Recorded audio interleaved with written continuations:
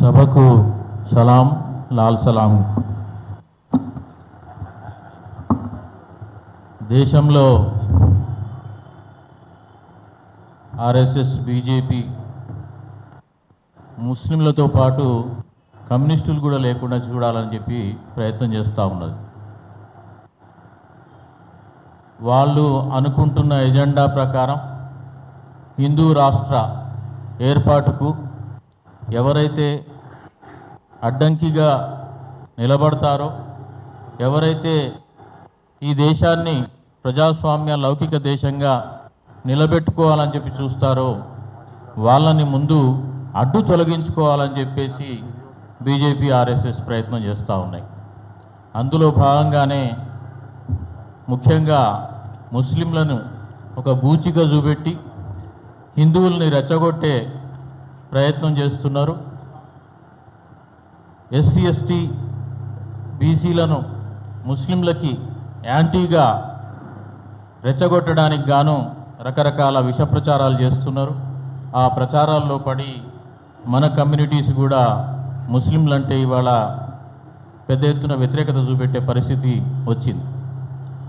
ఈ ప్రయత్నంలో భాగంగానే ఒక్కొక్క ప్రయత్నంలో భాగంగా ఇవాళ వక్ఫ్ బిల్లు, సవరణ బిల్లు తీసుకొచ్చి మొత్తంగా దేశవ్యాప్తంగా ఉన్న వక్ఫ్ భూములు ఏవైతే ఉన్నాయో వాటిని కబ్జా చేసి వాళ్ళు హస్తగతం చేసుకోవడం, వాళ్ళ పెట్టుబడిదారులకు ఇచ్చుకోవడానికి గాను ఒక ప్రయత్నం పెద్ద ఎత్తున జరుగుతూ ఉన్నది.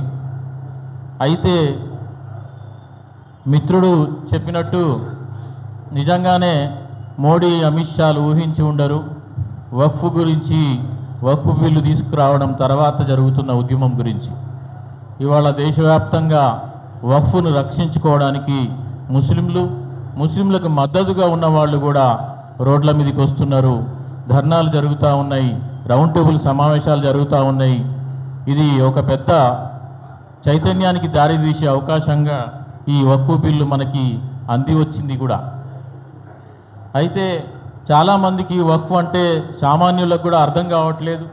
నిజమే కదా, ఖాళీగా ఉన్న లేదంటే ఎక్కువగా ముస్లింలకు చాలా ఎక్కువ భూములు ఉన్నాయి, అవన్నీ ప్రభుత్వం తీసుకోవడం సరైనదే అని చెప్పి భావనలో చాలామంది ఉన్నారు. నిజానికి దేవాదాయ భూములు అంతకన్నా ఎక్కువ ఉన్నాయి. ఇంకా రకరకాల భూములు చాలా ఎక్కువగా మిగతా సంస్థల దగ్గర ఉన్నాయి. కేవలం ముస్లింల భూములే మొదటగా లాక్కోవడానికి ఎందుకు చూస్తున్నదంటే ఇక్కడ పోలరైజేషన్ చేయాలి, ముస్లింలను దెబ్బతీయాలి, ఇప్పటికే ముస్లింల జీవనాధారాలు లేకుండా చేయడం, ముస్లింల ఇళ్ళు కూలగొట్టడం, ఇంకా రకరకాల ప్రయత్నాలు బీజేపీ చేస్తూ వస్తున్నది. ఒక రాష్ట్రంలో ఎన్ఆర్సీ అమలు చేస్తున్నది, ఒక రాష్ట్రంలో కామన్ సివిల్ కోడ్ అమలు చేస్తున్నది, ఒక రాష్ట్రంలో బీఫ్ పేరు మీద హోటల్స్ అన్ని బంద్ చేయించింది, ఇళ్ళు పడగొడుతున్నది. పేదలకి, ముస్లింలకి సమాజంలో ఏ పని దొరకకుండా చేయడంలో వాళ్ళు రకరకాలుగా ముస్లింలను టార్గెట్ చేస్తూ వస్తున్నారు. కానీ ఇవాళ ఈ వక్ఫ్ బిల్ ఏదైతే ఉందో ఇది మామూలు బిల్లు కాదు. ఒక్క బాబ్రీ మసీద్ పడగొడితేనే చాలా పెద్ద ఎత్తున మనము స్పందించాం.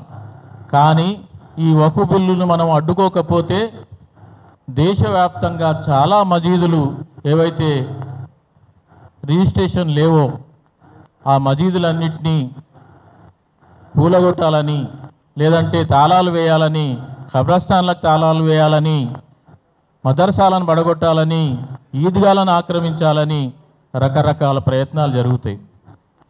అంటే ముస్లింలు నిజానికి సచార్ కమిటీ ప్రకారం పెద్ద ఎత్తున వెనుకబడి ఉన్నారు. వాళ్ళ అభివృద్ధి మీద దృష్టి పెట్టవలసిన అవసరం ఉంది.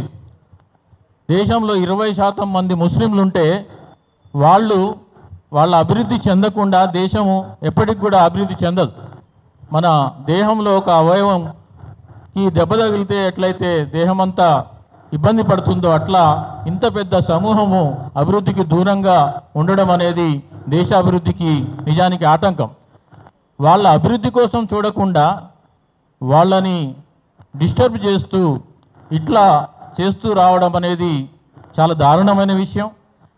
అయితే ఈ బిల్లును ఇప్పుడు మనము బిల్లును వెనక్కి తీసుకునేదాకా రైతు ఉద్యమం లాగా ఉద్యమించకుంటే చాలా సంవత్సరాల పాటు ఇది ఈ గొడవ దేశవ్యాప్తంగా రకరకాల చోట్ల జరిగే అవకాశం ఉంది. ఈ గొడవల్లోంచి అల్లకల్లోలంగా పరిస్థితులు మారే కన్నా ముస్లింలు అనిశ్చితిలోకి వెళ్ళే పరిస్థితి రాకుండా ఉండాలంటే ఖచ్చితంగా ఈ వక్ఫ్ బిల్లును వెనక్కు తీసుకునేదాకా మనం పోరాడవలసి ఉంటుంది. నిజానికి తెలంగాణలో కన్నా ఆంధ్రప్రదేశ్లో పెద్ద ఎత్తున వక్ఫ్ పోరాటం జరుగుతూ ఉంది. ప్రతి పట్టణంలో నిన్న ర్యాలీలు జరిగాయి. చాలా రోజుల నుంచి అక్కడ ర్యాలీలు జరుగుతూ ఉన్నాయి. అదొక సంతోషకరమైన విషయం. ఒత్తిడి చంద్రబాబు మీద పెద్ద ఎత్తున ఒత్తిడి పెరుగుతూ ఉంది. అట్లాగే దేశవ్యాప్తంగా కూడా మోడీ అమిత్ షాల మీద ఒత్తిడి తీసుకురావడంతో పాటు ఈ బిల్లును వెనక్కి తీసుకోవాలి, తీసుకునేటట్టు మనము పోరాడాలి. ఇట్లాగే అనవసరమైన బిల్లులు తీసుకొచ్చి ముస్లింలను ఈ దేశ ప్రజలైన ముస్లింలను ఇబ్బంది పెట్టడానికి మళ్ళీ బీజేపీ వెనకడుగు వేసేలాగా మన పోరాటం ఉండాలి. ఈ పోరాటం ఇలా కమ్యూనిస్టు పార్టీలు ముందుకు వచ్చి ముస్లింలతో మేమున్నాం, ముస్లింలను కలుపుకొని మేము పోరాడతామని చెప్పి ముందుకు రావడం చాలా సంతోషకరమైన విషయం. వారికి నా మిత్రుడు స్టాలిన్కి అభినందనలు చెబుతూ ఈ పోరాటం కొనసాగుతుందని చెప్పేసి మీ అందరికీ చెబుతూ ఈ పోరాటంలో మీరందరూ కలిసి రావాలని చెప్పి కోరుతూ ముగిస్తున్నాను. Thank you.